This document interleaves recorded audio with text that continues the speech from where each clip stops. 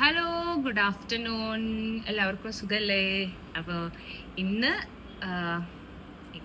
Same പരിപാടി. അമ്മ എന്തൊക്കെയോ കൊടുത്തു വിട്ടിട്ടുണ്ട്. സാധാരണ ഞാൻ ഉള്ളിലിരുന്നാണ് ഭക്ഷണം കഴിക്കാറ്. ഇപ്പം ഇന്ന് വിചാരിച്ചു പുറത്ത്, ഇവിടെ ഞങ്ങൾക്ക് പുറത്ത് ഇങ്ങനെ ഒരു ചുമ്മാ ഒരു സിറ്റിംഗ് സ്പേസ് ഉണ്ട്. അപ്പോൾ ബാൻഡൊക്കെ പ്രാക്ടീസിന് വരുമ്പോൾ ഞങ്ങൾ ഇവിടെ ഇരുന്നിട്ടാണ് ചായ കുടിക്കാറും സംസാരിക്കാറും ഒക്കെ ഉള്ളൊരു സ്പേസ് ആണ് ഇത്. അപ്പം ഇടയ്ക്ക് ഒരു കാറ്റൊക്കെ കിട്ടാനും ഒക്കെ വേണ്ടിയിട്ട് ഞങ്ങൾ ഇവിടെ വന്നിരിക്കും. സ്പെഷ്യലി മഴയത്തൊക്കെ ഭയങ്കര മൂടായിരിക്കും ഇവിടെ ഈ ഒരു സ്ഥലത്ത്. അപ്പം ഇന്ന് വിചാരിച്ചു എന്നും ഉള്ളിൽ നിന്നല്ലേ ഭക്ഷണം കഴിക്കണേ, ഇന്ന് പുറത്തിരുന്ന് ഭക്ഷണം കഴിക്കാമെന്ന്. അപ്പം എന്തൊക്കെയാ കൊടുത്തു വിട്ടേക്കണേന്ന് നോക്കാം.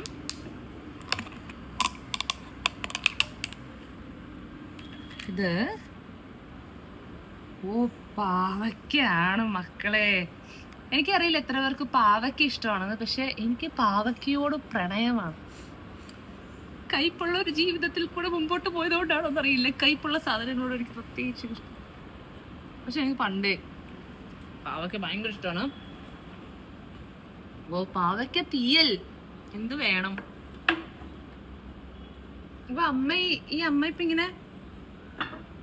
ഇങ്ങനെ ഒരുപാട് തീറ്റിപ്പിക്കുന്നോണ്ട് ഞാൻ ചെറുതായിട്ട് തടി വെച്ചിട്ടുണ്ട്. ഒരു 4 കിലോ കൂടിയിട്ടുണ്ട്. ഒരു കവിളൊക്കെ ചാടി, കണ്ണൊക്കെ ചെറുതായി, മസിലൊക്കെ വന്നു. ഞാനൊന്ന് ചെറുതായിട്ട് പിടിക്കും കേട്ടോ. ഇത് പാവയ്ക്ക തോരൻ. കുക്കുവിന്റെ കണ്ണ് പുറത്തേക്ക് ചാടി. പാവയ്ക്ക ജ്യൂസും കൂടെ ഉണ്ടെങ്കിൽ ഇന്ന് അടിപൊളിയായനെ. പിന്നെ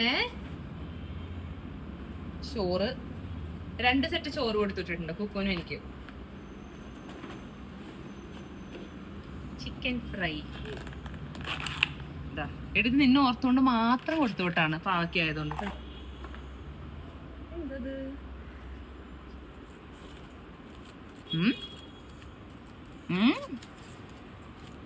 ഉള്ളിച്ചമ്മന്തി.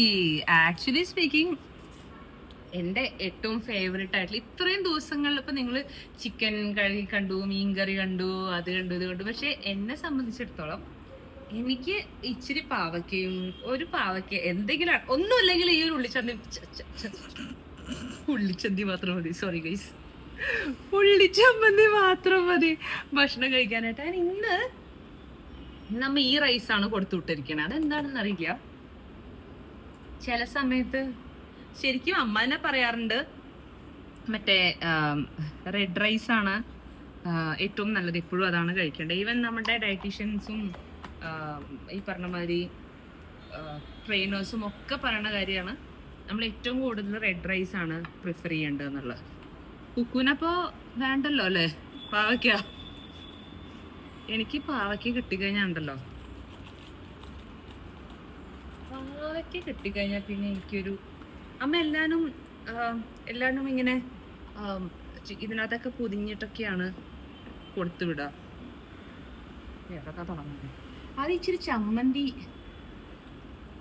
ചമ്മന്തി മാത്രം എടുത്തിട്ട് ഒരു ഉരുള കഴിച്ചോട്ടെ. ചമ്മന്തിയും പാവയ്ക്കയും.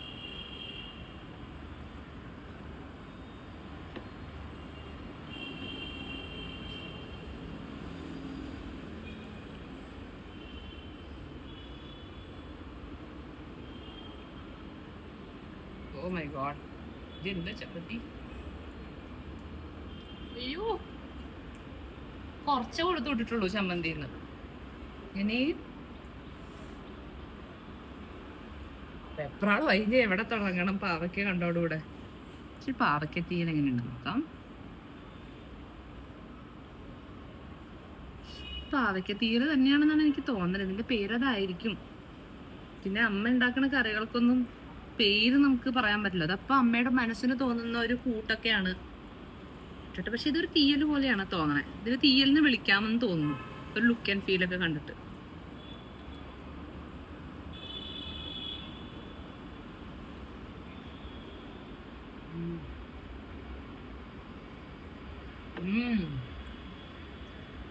അടിപൊളി. ആക്ച്വലി നിങ്ങൾ പറഞ്ഞ കറക്റ്റാണ്.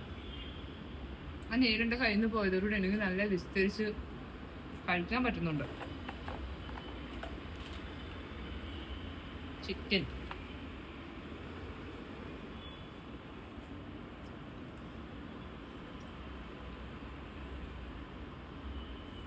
നല്ല ഉപ്പും മസാലയൊക്കെ ഉള്ളിൽ കയറി പിടിച്ചിട്ട് ഇങ്ങനെ 65 മൂഡിലാണ് ഉണ്ടാക്കിക്കണേ.